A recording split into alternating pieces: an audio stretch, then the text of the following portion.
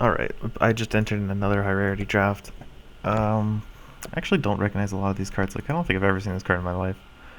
Oh, I remember this card. Yeah, okay, it's not very good. It's way, way, way too slow. Palladium Sunwalker is actually, like, decent, because you can, like, move it out of the center lane, then move it back in with its mobility, and it will actually, like, make another copy of itself, which is really sweet. But, it's not insane.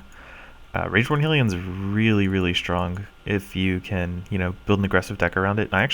I just drafted the mobility deck, but I love that deck. I'll try not to draft it like twice in a row, but this card is actually really good in it. Mimic Worm is. Hold on, I'm actually gonna restart my client because I can barely see my mouse cursor. This just happens sometimes with the capturing recording. So I'm gonna restart Soulforge and see if it helps it. Okay, well, this is a little better, I guess. Killian's are like a really good leveling spell. It works really well with the dragons you see in Tempest a lot, especially Smolder Scale and Scorchvein. Mimic Worm is like a decent card. If you get, it's really bad at level 1 because it's like 3/3, but at level 2 it's a 9/9 and a 3/3, and at level 3 it's an 18/18, a 9/9 and a 3/3, which is like a lot of growing right there. But I'm gonna try and draft Killian because I want to try and draft like some sort of super late game deck or like a really strong leveling deck. And Killian's a really good card for it, so we're gonna try something new.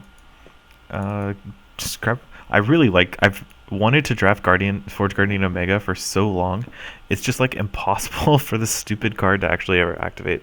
Because in high rarity draft, the only cards you'll ever be able to find are the ones you get from Forge Guardian Delta.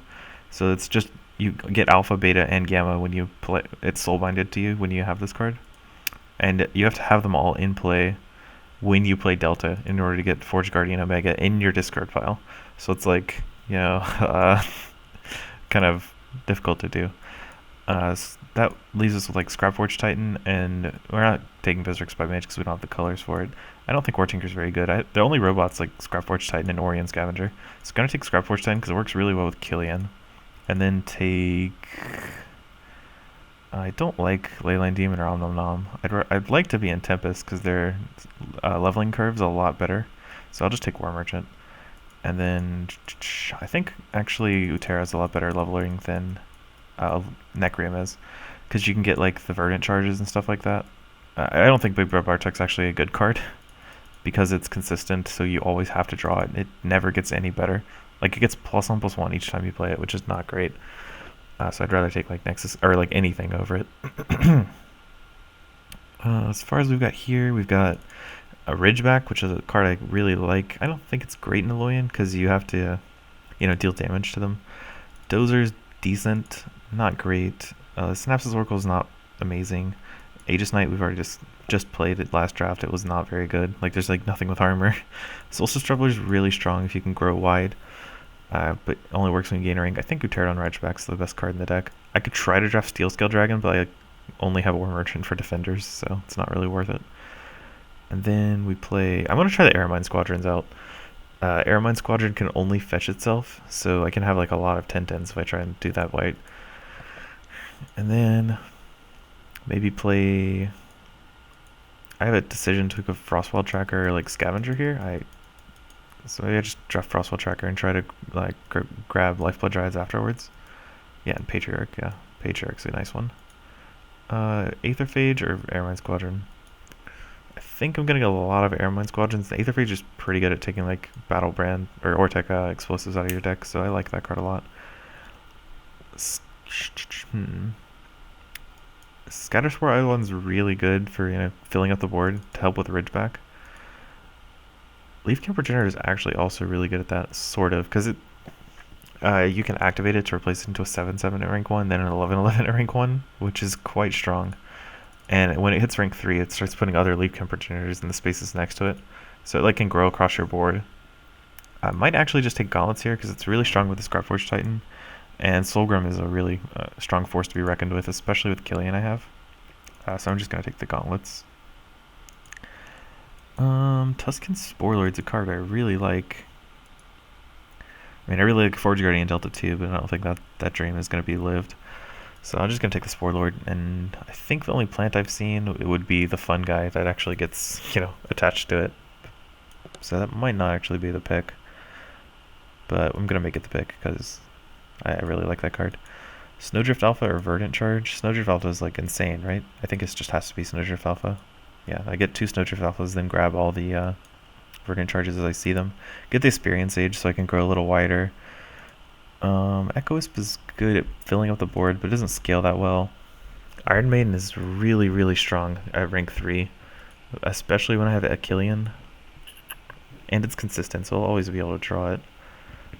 Just Lash of Damara is not that great. Like, it's an okay removal spell, sort of, but it's really slow and it can't kill creatures very fast because it poisons them, and it's just not like direct removal. And Damara is not actually that great since she's only a 14/20, and she gives things Defender. It doesn't actually freeze them solid, so they don't die from poison. They just die eventually. So I'm just gonna take Iron Maiden here. And then Verdant Charge or Airmine Squadron. Airmine Squadron fetches itself. Verdant Charge is really strong with the Asperian, Scarab, Snowdrift Alpha, and Killian I have. So I guess it's just the Verdant Charge.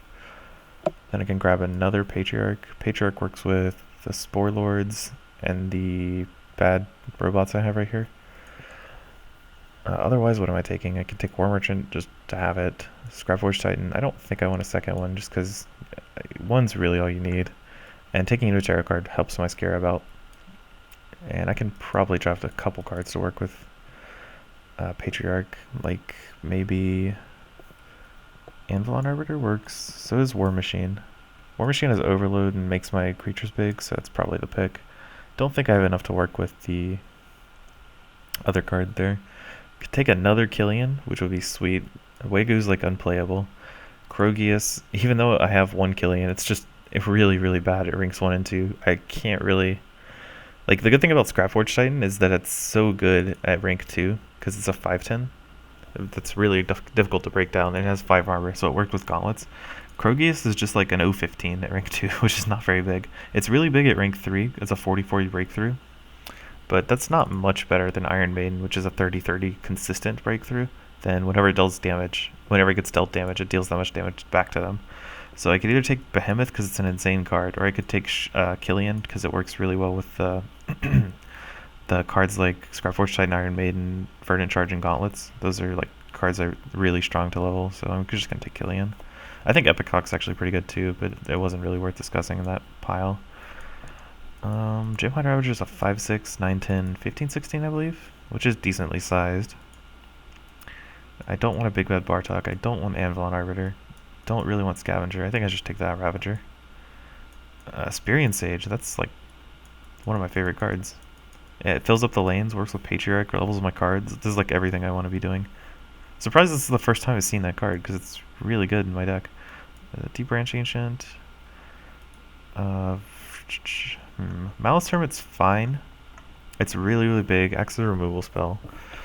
Oros can roll up to 4, but it's just like a decent creature. It's just a 6/6, 10/10, 16/16.